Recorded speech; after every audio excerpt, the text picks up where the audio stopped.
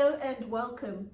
If you have a budget of £500, that works out to about 680 US dollars or 580 euros to spend on a bag, and you want to focus on buying the very best when it comes to the high quality of the leathers and the craftsmanship that's gone into making the bag for your particular budget, then I have an absolutely wonderful French brand called Larfeuille I'd like to introduce to you. I'm Anesu Sagonda and I produce educational luxury content for anyone after the fine things, whether you're young and starting out in life and wanting to reap the benefits of buying better quality from the get-go, or you're new to money and wanting to learn how to navigate the terrain, or you're into luxury but you want to focus more on high quality under the radar brands, then my content is geared towards you.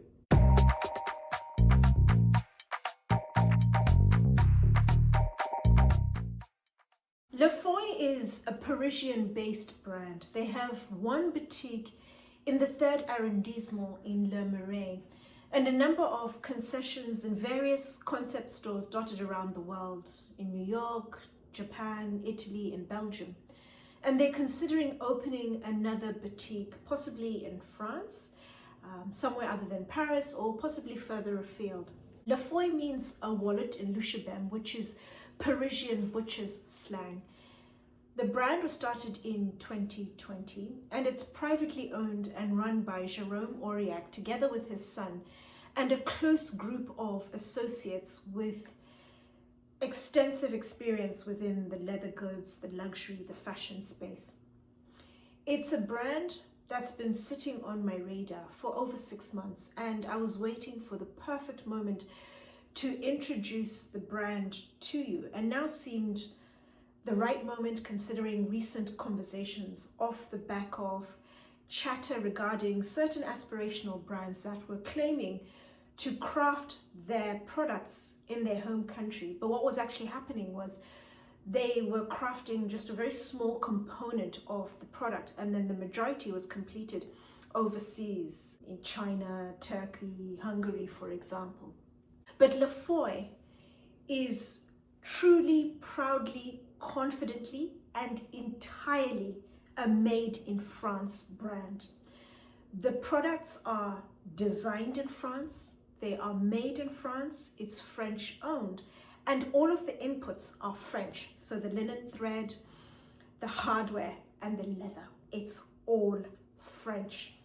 Larfeuille is a particularly outstanding brand, particularly for the level of luxury that it's in and the price point versus what you are getting for the price point. And there are 3 things I'd really like to highlight as a way of helping you to truly understand what you are getting from Larfeuille. The first, they are focused on crafting products that are incredibly simple in terms of the design. They're non-fussy, they're not complicated.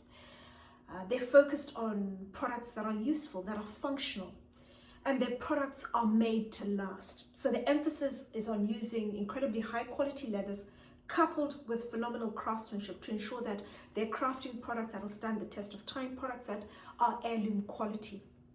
The second is Larfeuille truly is an ethical and sustainably focused brand. A lot of brands will bandy about that term now, and they're merely paying lip service. But with Larfeuille, they are ethical in terms of their employees, how they're employed, how they work, the conditions, the payment.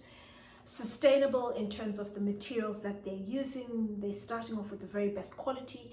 They're incredibly highly, beautifully processed. So you end up with hides that are tanned and stand the test of time. And the third is Jerome, the owner of the brand, is incredibly conscious. He's deliberate about every aspect of the business. Growth is incredibly slow, it's steady, it's sustained.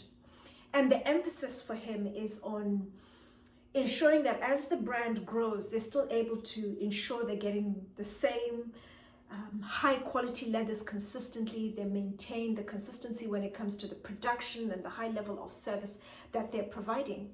And I think we've seen this one too many times where you have brands like Polen, for example. They are very well documented online whereby as they've grown, their quality has dropped. But this is something that you're not going to get with Larfeuille. As they grow and become bigger and increasingly more successful, they will maintain the same high standards throughout that they started with as the business grows. Larfeuille is split into two components as a brand. The first component is focused on providing courses that are done in-house, and courses that typically range from 1 to 3 hours. And the courses are focused on teaching participants firstly to cut, and then to also saddle stitch small leather goods. They are thinking of introducing online courses, but that is a little more difficult, a little more challenging, because in-house courses means that all of the participants have the same materials, and therefore the training is consistent as they have all of the same tools and leather to begin with. Whereas online, it becomes a little more difficult to maintain the consistency with all of the participants. And then the second component is focused on crafting small leather goods and bags, and all of their products are unisex.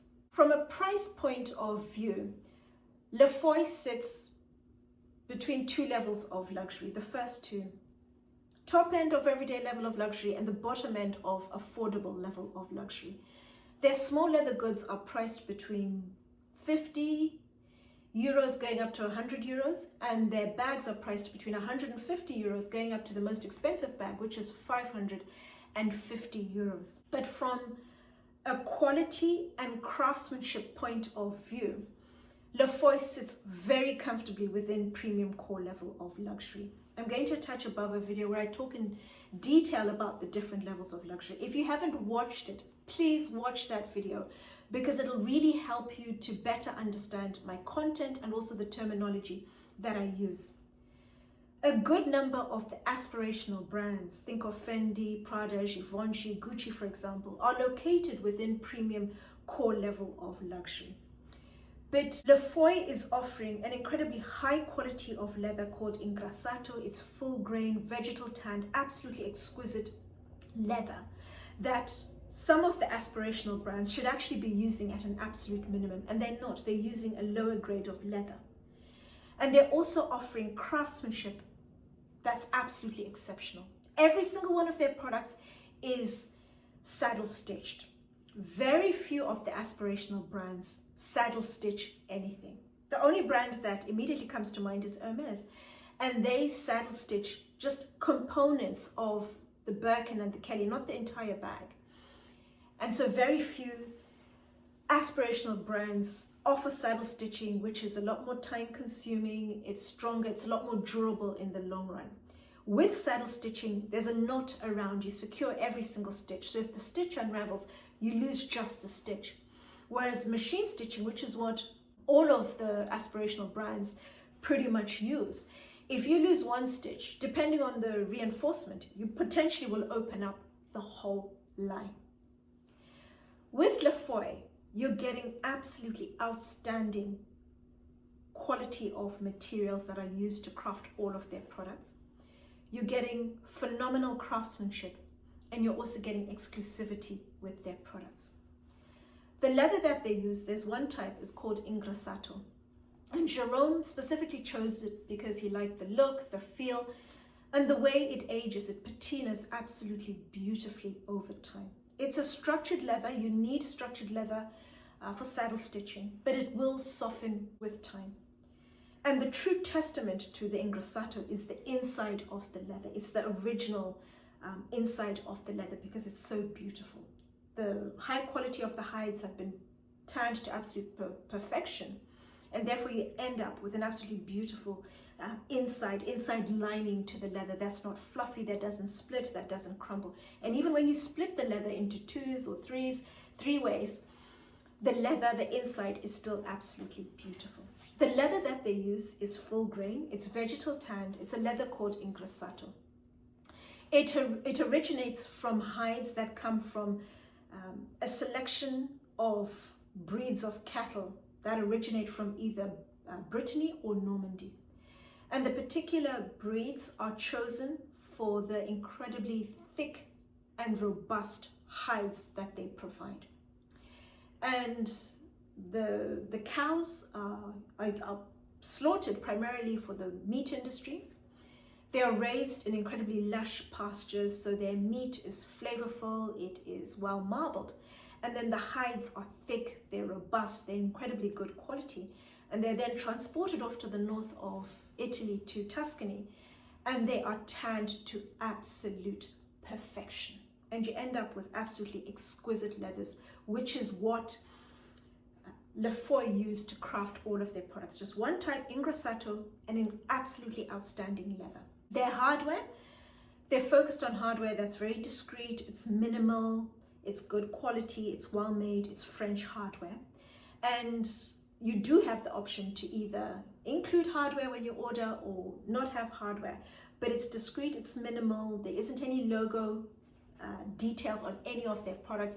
The logos are very discreet. That is because Jerome really wanted all of their attention to be focused on the exquisite quality of the leather. It's absolutely beautiful. It's going to patina and age absolutely exceptionally. And that is where Jerome really wants the attention. So he doesn't want any fuss or fanfare taking away from that. And of course, the testament to just how good the quality of the leather is the natural lining on the inside that they use. They don't line it with any fabrics or any other leather. They just let it marvel. It's beautiful.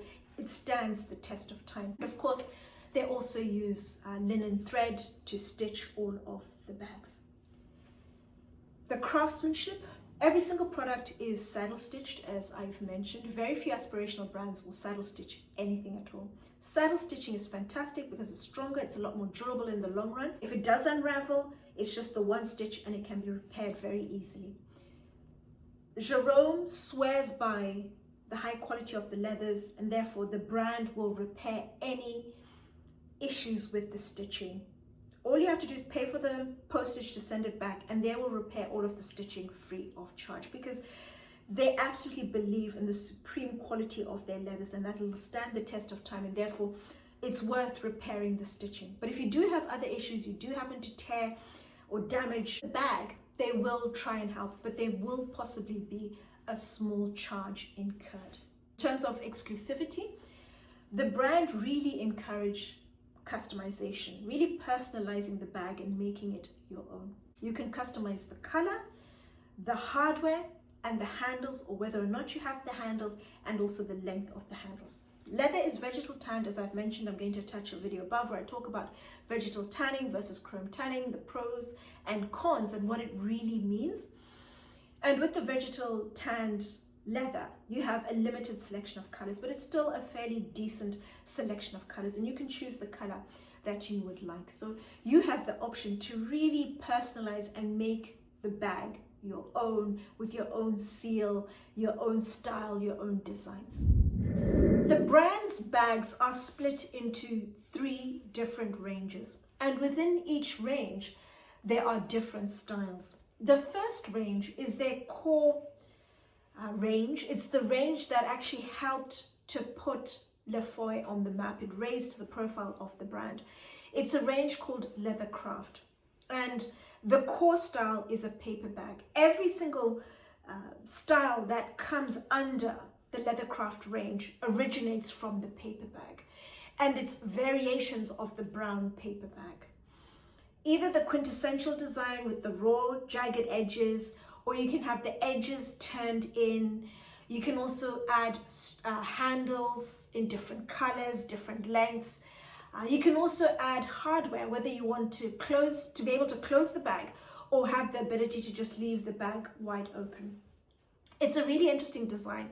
As I mentioned in the beginning, Jerome was really focused on designs that are simple and they're useful. And I don't think there's anything more useful than a paper bag and the versatility it offers. It could be a bag you use as a tote, a shopping tote. You could place your lunch in there, a really nice lunch box. You could use it out and about shopping and place all your food shopping, your clothing shopping in there. Or you could use it decoratively in the house and place items in it and then strategically position it around the house. It's the range, as I mentioned, that helped to raise the profile of the brand. And when the paper bag concept came out and a number of fashion editors saw it, they really liked it and reached out to the brand requesting free samples, and Jerome declined the request, something I really like, because he felt the brand put in time, money and effort into crafting their bags, and it seems only right to pay for the bags because they value their work, they put a lot of effort into their work, and why should they give the bags away for free? And I really agree with their concept, and they also don't go on sale. So I like that because the bags don't lose their value. You don't have consumers waiting to buy them at a lower price, but they will pay the original price because the bags are truly worth it. The second style is all the other styles. It's a range called Vachelier, and within that is le seau, the bucket bag styled bag. There is also Pelule, which is a crossbody bag, the back and roll bag. Bags I noticed and liked and thought, this is really interesting. And the concept is bags that are typically fairly sizable, open cavernous bags, and you can place items as you would, for example, a postman's bag. So it's a big bag that takes a number of items. It's just one open cavernous compartment, non-fussy, very easy to get in and out of. And then the third range is the range where they typically will collaborate with artists and designers from totally different segments, totally different style to what they typically craft. And it just gives them a chance to reach a new audience, but also to introduce into the brand styles that they typically wouldn't otherwise craft. And there's a particular style I like within their collaboration range. It's a collaboration with Valentine Gautier, and it's the wrap clutch. As I mentioned, all of their bags are unisex. I like the versatility of the wrap clutch, how you carry it with or without the strap. You have the option of adding one or eliminating it. You can have a different color or the same color. And the bag has a very different look and feel depending on whether you add the strap.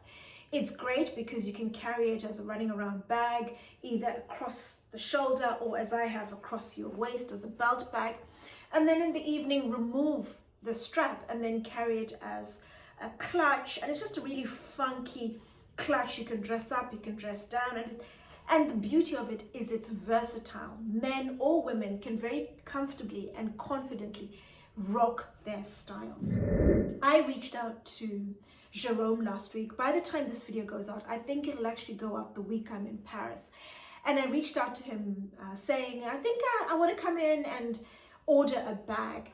There are two bags I like, either the original leather craft paper bag with the jagged edges, I'm undecided about the size and the color, or the wrap clutch from their collaboration with Valentine Gautier. And I still haven't decided, and I feel by committing to an appointment with Jerome, it'll put me under pressure to really decide on which bag I'm going to go for. So stay tuned. In a few months' time, I will give you my thoughts on how I'm getting on with the bag I've chosen from the brand. So those are the three ranges from Larfeuille.